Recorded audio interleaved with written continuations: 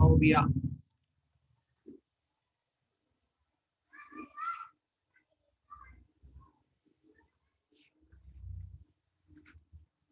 Dear students of BTech first year mechanical branch, Raj Mahopia.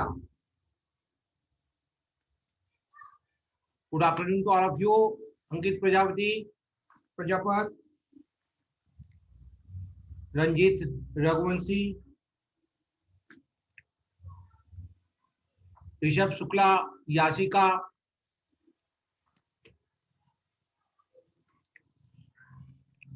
Paul Pal. Very good afternoon to all of you for today fifth lecture. Within 5 minutes we start the session.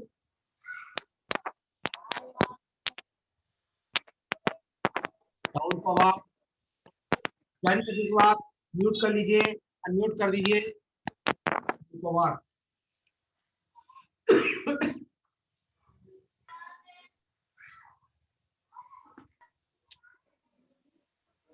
Good afternoon, sir. Anju, very good afternoon. Anju Yadav and Vishal Parmar join करने के बाद chat box में अपना नाम और bracket में roll number डाल दीजिए। एक बार ही करना है आपको एंट्री चैट बॉक्स में, बार बार नहीं करना है। For verifying the finally the attendance.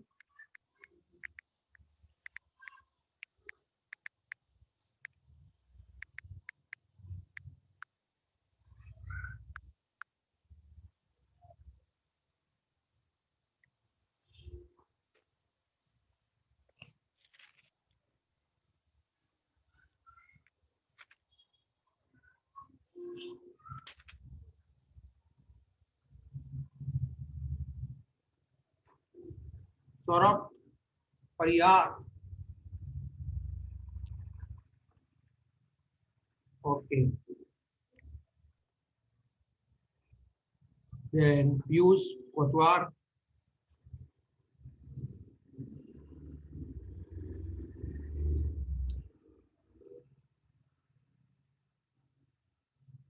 Then Sunil Kaseria, Sunil कसेरिया।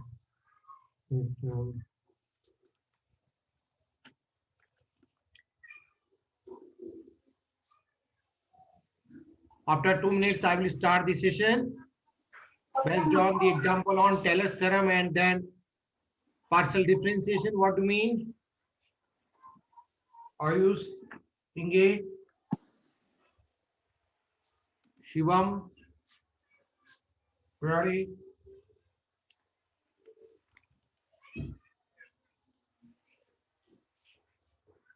Sarthak Gaur,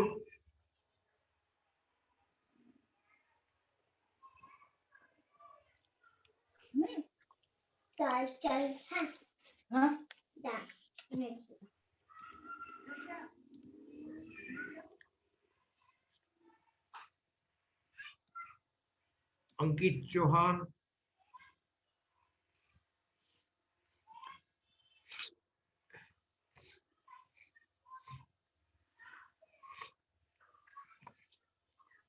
सार्थक घोष ज्वाइन कर लिया था।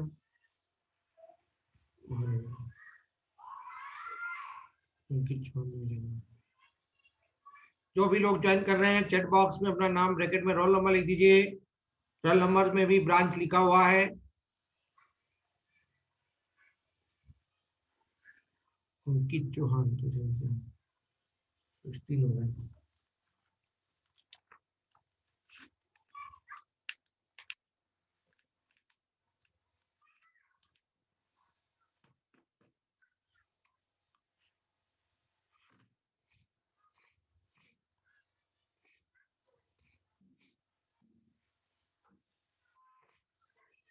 अभी एक दो लोग ने चैट नहीं किया है, नाम रोल नंबर नहीं लिखा है। तो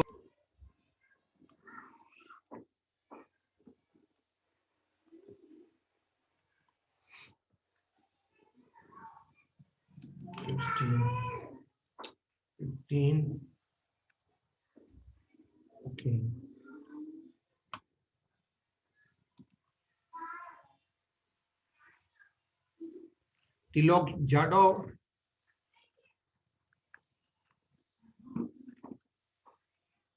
नीचे होगा बेटा, नीचे होगा, लिया विशाल प्रिया।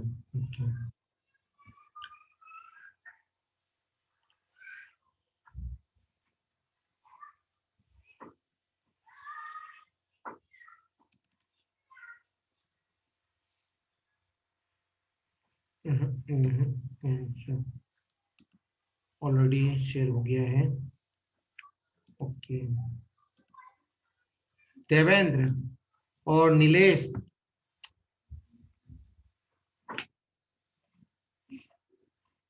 नीलेश देवेंद्र, ओके 17 हो गए।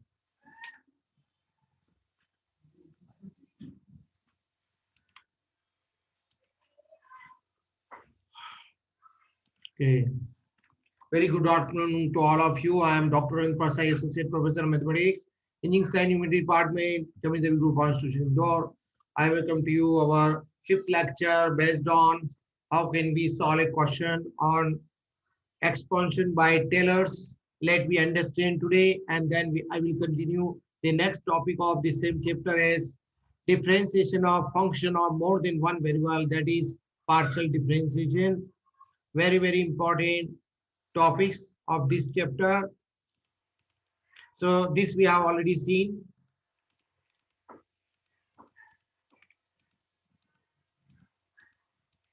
In detail forms. Now your duty to do the practice question. You don't work question banks.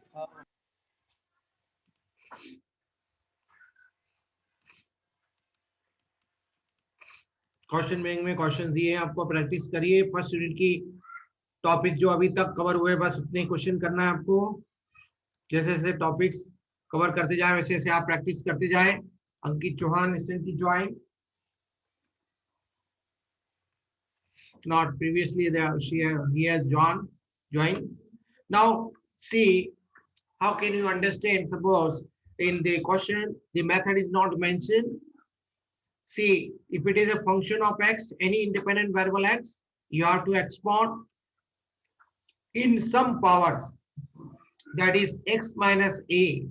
X minus a is pi by 4. It means in such case you have to only apply Taylor's theorem, that is the Maclaurin's theorem fell.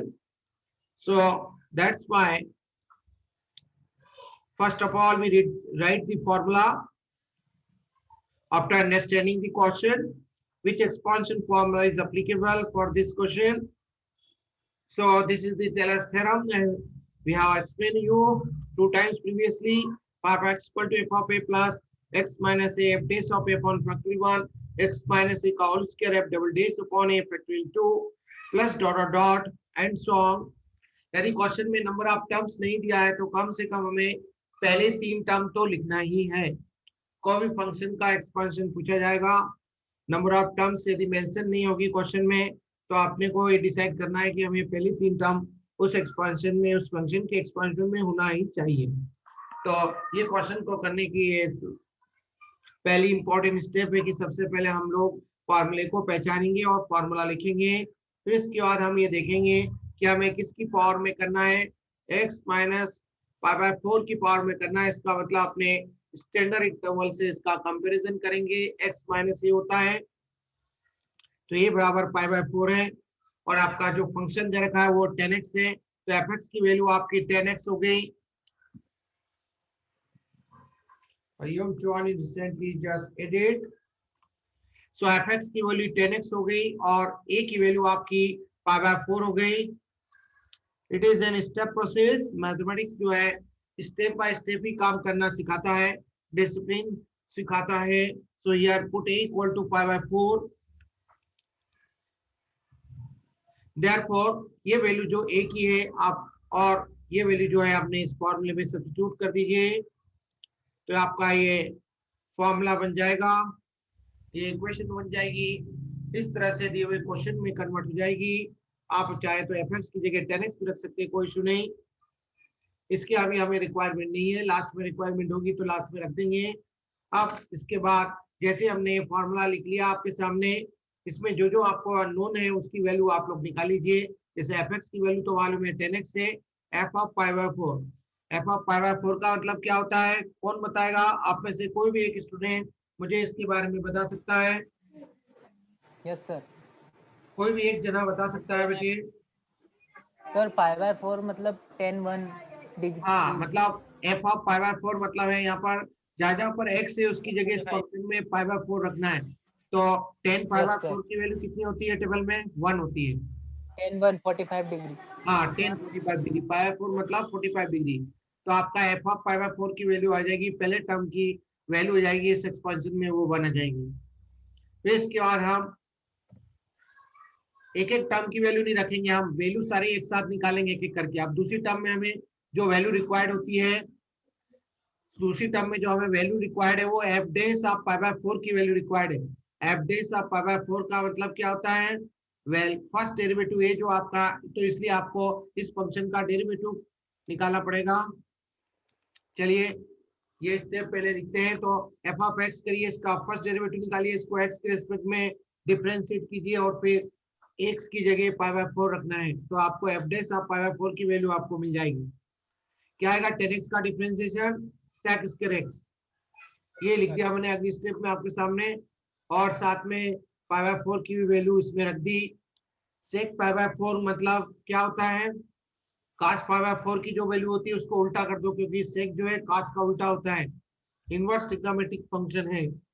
तो cos pi by 4 की value कितनी होती है? √3/2।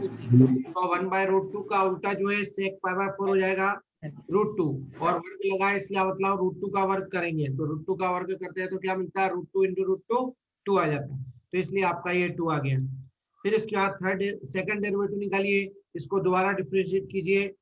कैसे करेंगे? sec square x को दोबारा differentiate करना है, मतलब आप ये समझिए कि इसको डिफरेंशिएट करना है। इस सीक्वेंस में सेकंड डेरिवेटिव है, हमारे दिमाग में रखिए कि इसका हमें डिफरेंशिएशन करना है। sec स्क्वायर x एक नया फंक्शन मान के चलना है। कैसे करते हैं इसे फंक्शन का डिफरेंशिएशन? पहले अपन पावर का करते हैं, तो पावर का होगा तो क्या आएगा? 2 इंटू, इसको बेस को x मान लेंगे तो x स्क्वायर का क्या होता है डिफरेंशिएशन? 2x, ये हो जाएगा 2 sec x। और फिर बेस का करेंगे तो x का x के स्क्वायर में 1 होता है, तो यहाँ पर sec x का डिफरेंशिएशन का आपको हमने, हमारे टीचर्स ने अभी आपको मेल किया है, पिछले वीक में नोट्स भी, पीपीटी भी, और साथ में फार्मूले की भी पीपीटी शेयर की है। वो फार्मूला आपको पीपीटी में से नोट करना और कॉपी में नोट डाउन करना है। क्लासरूम कॉपी बनाना है आपको, क्लास होने के तुरंत बाद हर सब्जेक्ट की क्लासरूम कॉपी बनाओ बेटे। यदि आपने फर्स्ट सेमेस्टर में सीख लिया तो सेकंड सेमेस्टर में हमको बताने की जरूरत नहीं पड़ेगी, आप खुद आगे बढ़ने लगेंगे। सो वेरी वेरी इंपॉर्टेंट, ठीक है। तो दिस ऑफ x बराबर sec स्क्वायर x, फिर इसका मैं दोबारा डिफरेंशिएशन किया आपके सामने, 2 sec x होगा, और फिर sec x का होता है sec x × 10x, ये सब इंटू में होगा, तो ये हो जाएगा आपका 2 sec स्क्वायर x 10x, जो कि मैंने नेक्स्ट स्टेप में लिखा है आपके सामने पीपीटी में, इस स्लाइड में ये लिख दिया आपके सामने। Second time differentiation 2 sec square x 10x, और फिर इसकी भी वैल्यू हमें पाई बाय 4 पे चाहिए। अब चूंकि आपकी डिफरेंशिएशन की प्रैक्टिस थोड़ी और हो जाए, इसलिए मैंने इसका एक और डेरिवेटिव निकाला है। करो बेटा इसको।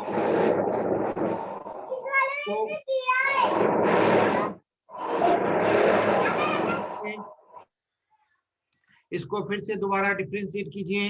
कोई भी बीच में आता है तो फिर वो अनम्यूट हो जाता है, इसलिए अनम्यूट करना पड़ता है। इसलिए कोई भी स्टूडेंट यदि बीच में लिंक चली गई और आप दोबारा ज्वाइन कर रहे हो तो अनम्यूट जरूर कर लीजिए, ताकि मेरा अपना क्लास में डिस्टरबेंस नहीं हो, कंटिन्यूटी ब्रेक नहीं हो।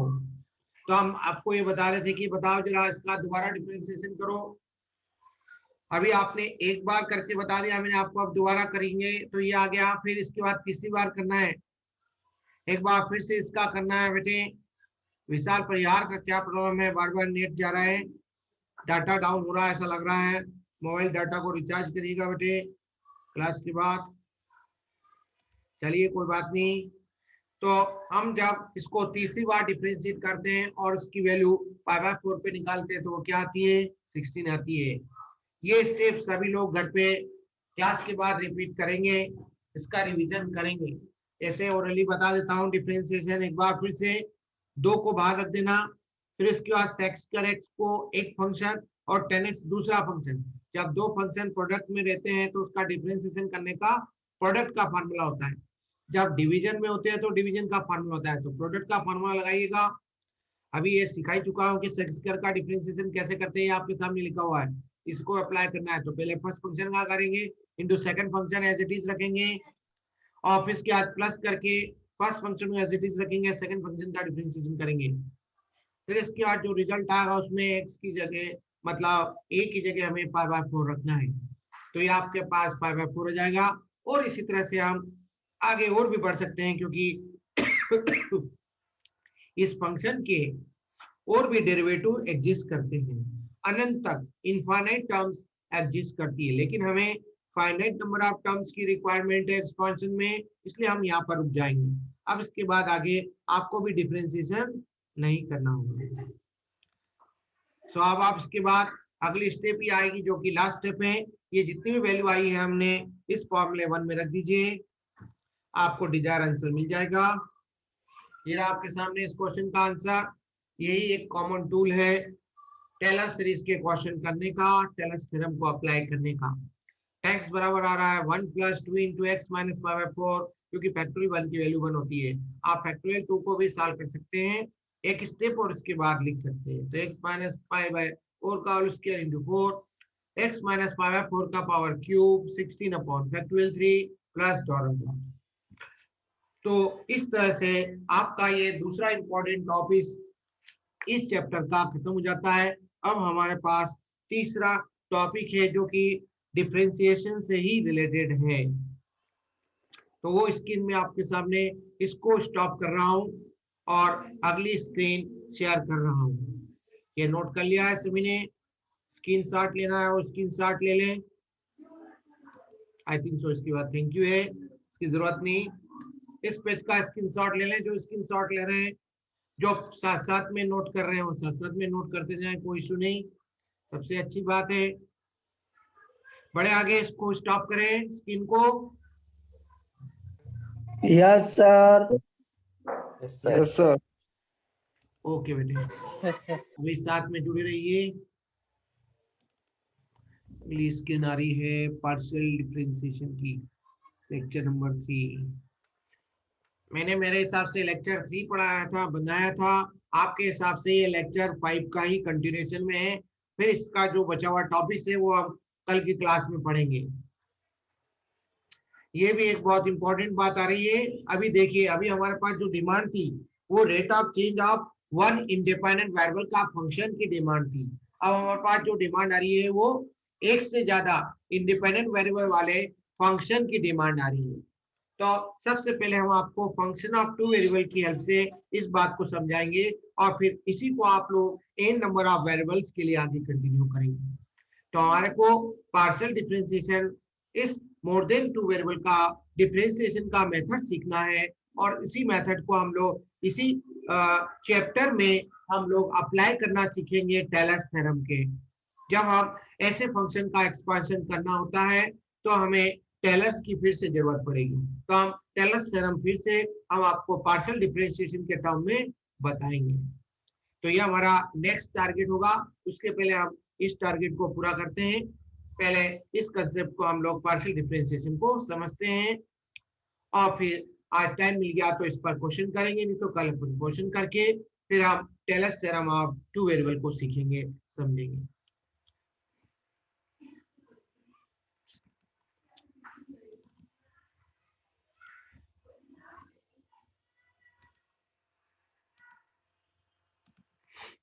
बेसिकली जो पार्शियल डिफरेंशिएशन है,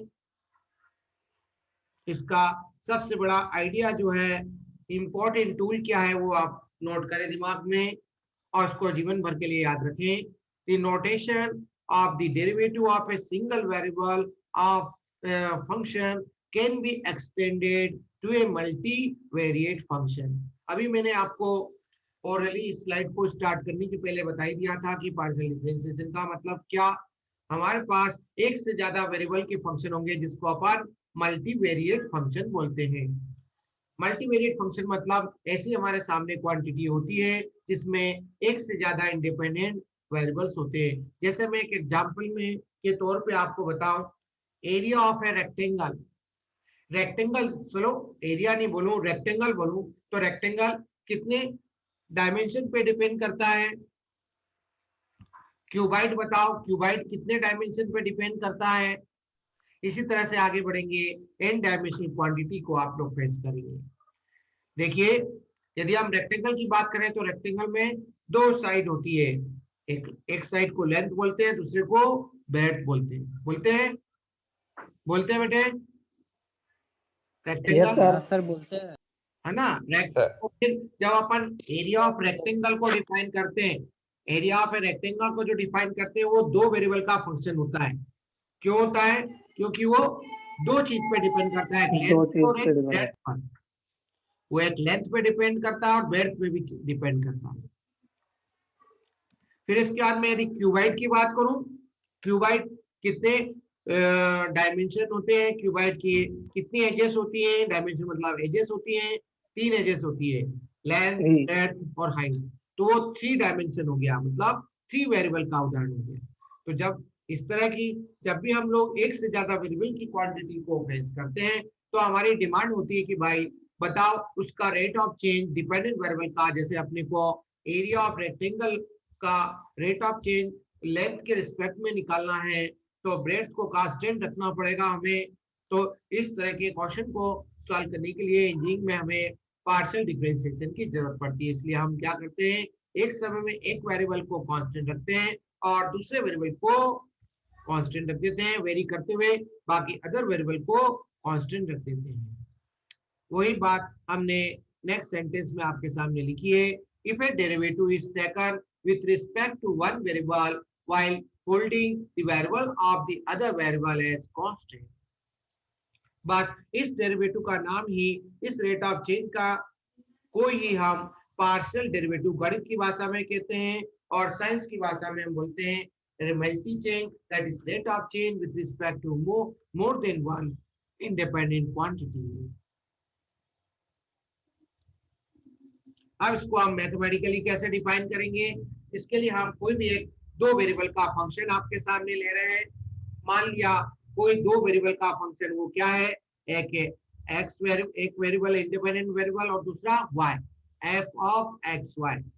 एफ तो हमारा नोटेशन होता है फंक्शन को डिनोट करने का। अब ये जो फंक्शन है मतलब क्वांटिटी है, वो दो नई क्वांटिटी पे डिपेंड कर रही है। अभी तक एफ एक्स चल रहा था, अब हमारे पास एफ एक्स वाई आ गया, मतलब दो वेरिएबल आ गए ना। तो हमें इसका पार्शियल डेरिवेटिव डिफाइन करना है, मतलब रेट ऑफ चेंज निकालना है एफ का, जिसको हमें निकालना है वो एक्स के रिस्पेक्ट में निकालना है। एक समय में हम एक के रिस्पेक्ट में रेट ऑफ चेंज निकाल सकते हैं, सारे वेरिएबल के रिस्पेक्ट में नहीं निकालेंगे। वो जो मेथड है वो बाद में आपको बताऊंगा, जिसको अपन बोलते हैं टोटल डेरिवेटिव। अभी हम जो सीख रहे हैं वो पार्शियल डेरिवेटिव का कंसेप्ट सीख रहे हैं। तो जब अपन सारे वेरिएबल के रिस्पेक्ट में रेट ऑफ चेंज निकालेंगे ना, उसका नाम ही टोटल चेंज होता है, टोटल डेरिवेटिव होता है, जिसकी रिक्वायरमेंट अभी हमें थोड़े समय बाद होगी। तो हमें आपको टाइम के साथ एक्सप्लेन करा दूंगा। अभी आप एक एक बात दिमाग में सेट करते जाइए, एक्सेप्ट करते जाइए, ठीक है? तो the partial derivative of F of x Y with respect to X, आप एक वेरिएबल के रिस्पेक्ट में एक बार समझ जाएंगे, पहला डेरिवेटिव निकालना सीख जाएंगे, तो आप अपने आप सेकंड भी निकाल सकते हैं, थर्ड भी निकाल सकते हैं। जोन सा ऑर्डर का पूछा जाएगा क्वेश्चन, उस ऑर्डर का डेरिवेटिव इवैल्यूएट कर सकते हैं। अभी तो ये कंसेप्ट में बता रहा हूँ, फिर इसके बाद इसको मैं प्रॉब्लम सॉल्व करके बताऊंगा, तो और ये बहुत आपके लिए आसान हो जाएगा। लेकिन कभी डेफिनेशन पूछ लिया आपसे शॉर्ट नोट, इसलिए आपको बताते आना चाहिए। जैसे आपका ऑर्डिनरी डेरिवेटिव का कंसेप्ट होता है, उसमें भी यही कंसेप्ट होता है, पूरा यही कंसेप्ट होता है। बस अंतर ये है, यहाँ पर एक वेरिएबल की जगह यहाँ पर क्या आ गया है, दो वेरिएबल का फंक्शन आ गया है, एफ ऑफ एक्स वाई। तो आप क्या बोलते थे, value of the function increase by H. अब चूंकि अपन एक्स के रिस्पेक्ट में वेरी कर रहे हैं, इंक्रीज कर रहे हैं, क्योंकि अपन को rate of change with respect to x निकालना है, इसलिए तो आपका y कांस्टेंट होगा। तो देख लीजिएगा, इस y आपका सेम है, डिफरेंस लिया और फिर जो भी आपने इंक्रीमेंट किया उससे डिवाइड किया और फिर लिमिट ले ली, क्योंकि ये जो स्मॉल इंक्रीमेंट जो होता है बहुत स्मॉल होता है, टेंडिंग टू जीरो होता है। तो जब अपन इस रेशो का लिमिट निकालते हैं, जो लिमिट निकलता है वही आपका पार्शियल डेरिवेटिव कहलाता है। इसको फर्स्ट ऑर्डर बोलते हैं। फर्स्ट ऑर्डर क्यों बोलते हैं? क्योंकि इसमें आपने ये जो मेथड है, ये जो टेक्निक है वो पहली बार निकाली, first time rate of change निकाला है ना, तो इसको फर्स्ट ऑर्डर बोलेंगे। तो अपन ने जैसे एक्स के रिस्पेक्ट में आपको मेथड समझाई है, इसी तरह से सिमिलरली वाई के रिस्पेक्ट में भी आप ये मेथड लिख सकते हैं खुद। बहुत सिमेट्रिक है, बहुत बहुत आसान है। एक समझ लीजिए एक्स के रिस्पेक्ट में, वाई का अपने आप आ जाएगा समझ में, कुछ नहीं करना है। जहां पर अपन ने एक्स को वेरी किया था उसको अब एक्स को कांस्टेंट कर देना है, क्योंकि अपन रेट ऑफ चेंज वाई के रिस्पेक्ट में निकाल रहे हैं। जब हम वैल्यू ऑफ द फंक्शन को वाई के रिस्पेक्ट में बढ़ा देते हैं, प्लस एच कर देते हैं, तो क्या उसमें रेट ऑफ चेंज आता है, उस रेट ऑफ चेंज को निकालना चाहते हैं, फाइंड करना चाहते हैं। तो आप चाहे तो के भी मान सकते हैं, बुक ने यहाँ पर के ले रखा है वाई के रिस्पेक्ट में, तो आप भी यहाँ वाई ले सकते हैं, कोई इशू नहीं, कंफ्यूजन होने की जरूरत नहीं। ओके गाइस, तो लिमिट क्या है, tending to zero, f of x of y plus h minus f of x y upon h. So for any value of x and y for which the limit exist, of course यदि ये ratio है तो इसकी limit exist होना ही चाहिए। Limit exist होगी तभी ये रेट ऑफ चेंज निकलेगा। यदि लिमिट एग्जिस्ट नहीं हुई तो एल हॉस्पिटल रूल लगाएंगे, जो आपको लिमिट निकालने के लिए बताया गया था। बस अब इस बात को मैं आपके सामने, इस मेथड को, इस टेक्निक को, रेट ऑफ चेंज को, जिसको मोर देन वन वेरिएबल का मैंने आपको बताया, 2 वेरिएबल का, इसको मैं इन जनरल फॉर्म में एज ए नोट के फॉर्म में लिख रहा हूँ। To compute a partial derivative in practice, just treat all independent variables as constant except for the variable with respect to which the derivative is being taken. आप जिस variable के respect में इस फंक्शन का रेट ऑफ चेंज फाइंड कर रहे हैं वो केवल वेरी होगा और बाकी वेरिएबल कांस्टेंट होंगे। तो इस तरह से अपन शब्दों में इस बात को लिखते हैं, डिक्टेट करते हैं। फिर मैं नेक्स्ट स्लाइड की तरफ आगे बढ़ूंगा। कुछ और नोटेशन हम पार्शियल डेरिवेटिव के लिए यूज करते हैं। कुछ और नोटेशन हम पार्शियल डेरिवेटिव के लिए हम आने वाले समय में ना केवल इंजीनियरिंग सब्जेक्ट में और भी सब्जेक्ट में आप लोग यूज करेंगे, इसलिए मैं उन नोटेशन से भी आपको नेक्स्ट स्लाइड के थ्रू एक्वेंट कराना चाहता हूं और फिर मैं आपको क्वेश्चन समझाऊंगा। फिर आप लोग और प्रैक्टिस करेंगे, नोट्स में से और प्रैक्टिस करेंगे। बढ़े आगे नेक्स्ट स्लाइड की तरफ। ये क्वेश्चन में आपको डिमांड में होता है, बस केवल आपको ये पहचानना होता है कि ये 1 वेरिएबल का फंक्शन है कि 2 वेरिएबल का है, 3 वेरिएबल का है कि 5 वेरिएबल का है। Okay guys, various notation for partial derivative. Suppose हमने f ऑफ एक्स वाई को z मान लिया, तो z या f का x के रिस्पेक्ट में जो पार्शियल डिफरेंशिएशन होता है उसके लिए हम ये नोटेशन भी अडॉप्ट किया जाता है। जो भी फंक्शन f है या z है उसके सफिक्स में x लगा देते हैं, x लिख देते हैं। ठीक है, तो सफिक्स में यदि x लिखा है इसका मतलब आप समझ जाना कि अपने को पार्शियल डेरिवेटिव निकालना है। तो कुछ टाइम को अपडेट कर रहे हैं हम 10 मिनट के लिए, इसलिए यही स्क्रीन फिर से मुझे आपको शेयर करना होगी। साथ में जुड़े रहिए। कहाँ पे हम लोग, इस स्टेप पे I think so, of course इस स्लाइड पे हम लोग। Okay guys, various notation for partial derivatives. कोई भी एक फंक्शन z को, f को z मान लिया, हम f को डिफरेंशिएट करेंगे मतलब z को डिफरेंशिएट करेंगे, तो इस तरह से भी हम इसको लिख सकते हैं del z by del x या del x of f of x y। Likewise for partial derivative with respect to y, जैसे अपन ने x के रिस्पेक्ट में बताया है, यही की नोटेशन हम y के रिस्पेक्ट में भी आपके सामने लिख सकते हैं।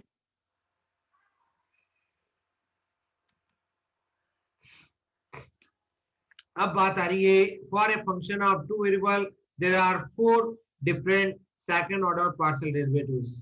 देखिएगा ना आप, अभी तक हमने आपको फर्स्ट डेरिवेटिव के बारे में बताया है, अब हमें और भी हायर डेरिवेटिव की डिमांड होती है। सेकेंड टाइम भी हमें इसको डिफरेंशिएट करना होता है, तो हमें कुछ नहीं करना है, जो आपने कंसेप्ट फर्स्ट टाइम यूज किया उसी को आगे रिपीट करना है। आप l del f by del x आपके पास है, आप इसको एक्स के रिस्पेक्ट में फिर से करना चाहते हैं, तो आपको फिर से वही करना है कि दूसरे वेरिएबल को कांस्टेंट लेना है, वाई को कांस्टेंट लेते हुए जैसे आप नॉर्मल डिफरेंशिएशन करते हैं उसी तरह से इसको del f by del x की जो वैल्यू आपकी आई है उसको डिफरेंशिएट कर दीजिए, तो आपका ये सेकंड डेरिवेटिव मिल जाएगा, जिसको अपन इस तरह से अल्टरनेट नोटेशन में हम लोग डिनोट करते हैं, del two F upon del X के equal to F of x Y. तो एग्जामिनर आपको नोटेशन को लेके कंफ्यूज कर सकता है, इसलिए मैं आपको सारे नोटेशन समझाऊंगा। एफ के सफिक्स में 2 बार एक्स लिखा है, इसका मतलब एफ का 2 बार डिफरेंशिएशन एक्स के रिस्पेक्ट में करना है, और ये जो रेट ऑफ चेंज है ये पार्शियल है, ठीक है। मतलब एफ जो है अधिक से अधिक मींस कम से कम 2 वेरिएबल का तो फंक्शन होगा ही, 2 से ज्यादा का भी हो सकता है, ठीक है।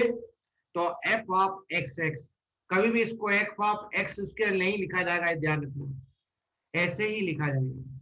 फिर आ रहे हैं हम मोड नोटेशन को, अगली स्लाइड में समझ रहे हैं।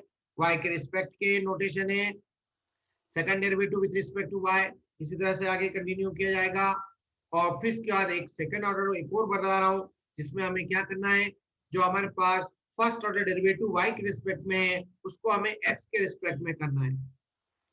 ये थोड़ा सा समझ लीजिए बेटे, अब हमने वेरिएबल का रोल चेंज कर दिया है, पहले हमारे पास जो रिजल्ट y था अब उसको हम x के रिस्पेक्ट में डिफरेंशिएट करना चाहते हैं, तो कुछ नहीं करना है, सिंपली ध्यान रखना है जिसके रिस्पेक्ट में आपको डेरिवेटिव पूछा है वो वेरिएबल वैल्यू रखेंगे, और ये जो आपके पास इसका जो आंसर है इसको x के रिस्पेक्ट में डिफरेंशिएट करेंगे और y को अपने आप कांस्टेंट लेंगे।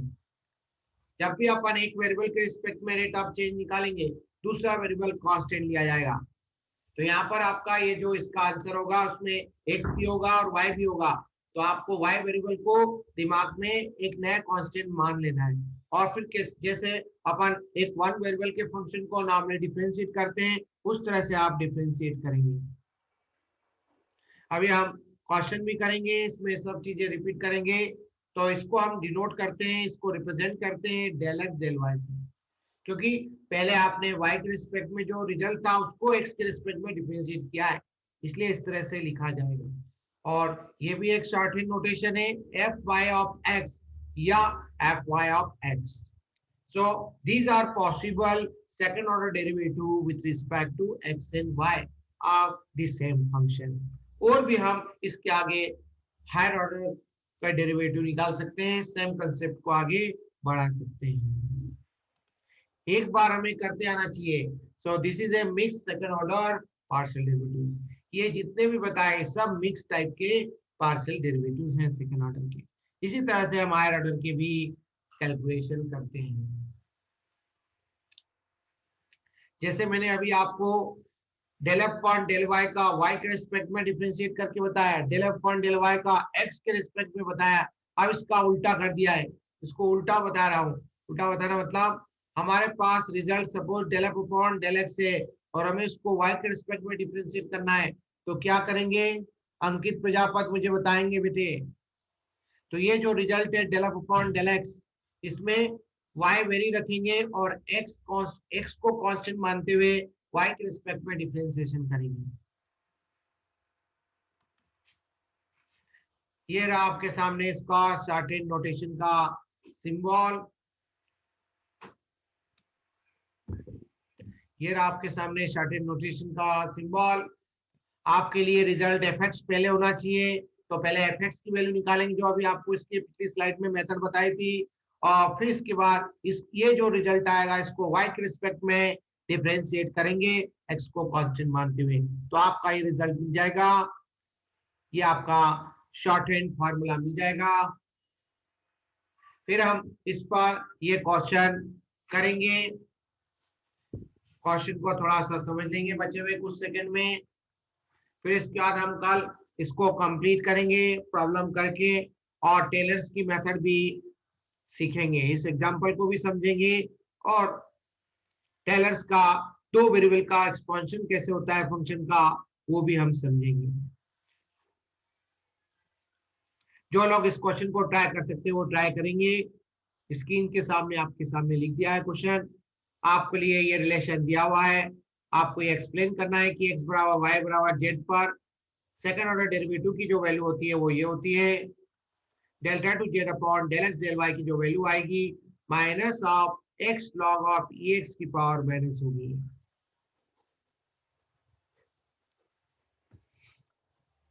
जिस किसी को कुछ डाउट है तो पूछ लीजिए, कुछ सेकंड का टाइम बचा है। इसकी पिछली स्लाइड में हमने पूरी टेक्निक समझाई आपको।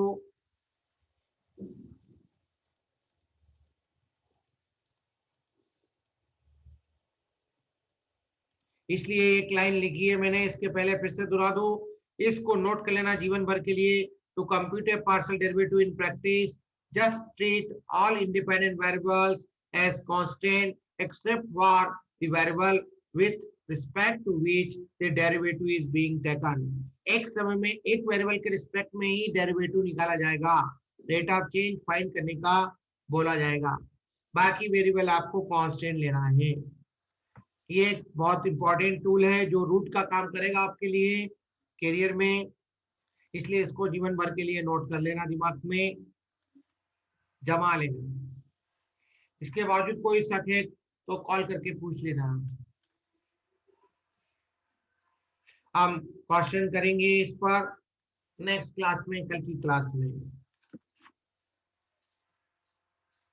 फिर इसका एप्लीकेशन हम Taylor's theorem of two variable में भी समझेंगे कि कैसे पार्शियल डेरिवेटिव को दो वेरिएबल के फंक्शन के एक्सपांशन में यूज किया जाता है।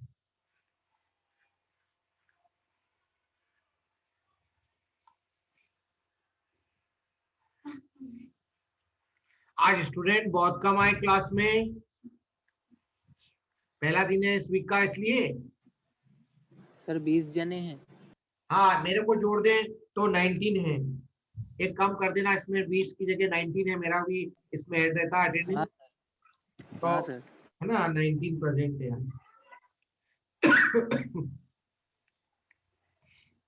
आपने बुक खरीद ली होगी मार्केट से, डॉक्टर डीके जैन की खरीद लीजिए, मैथ्स 1 की बुक अच्छी आती है, इसमें एरर्स कम होती है, डीसी अग्रवाल भी रहती है।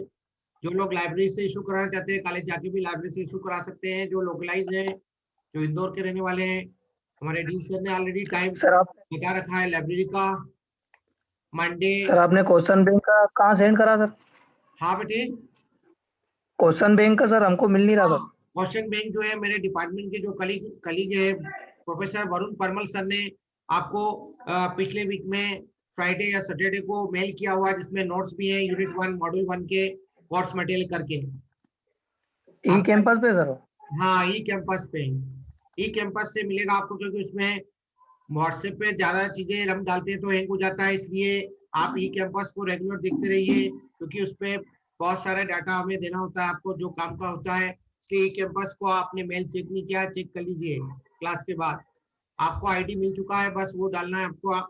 फिर ई कैंपस स्मॉल लेटर में पासवर्ड है जिसको आपको तुरंत चेंज करना है। पासवर्ड चेंज करने का फॉर्मूला भी हमारे छोटे सर ने आपको ऑलरेडी बताया है, छोटी सी सेटिंग है, उससे पासवर्ड भर लीजिए ज्वाइन करने के बाद, और नोट्स को डाउनलोड कर लो, क्वेश्चन बैंक को डाउनलोड।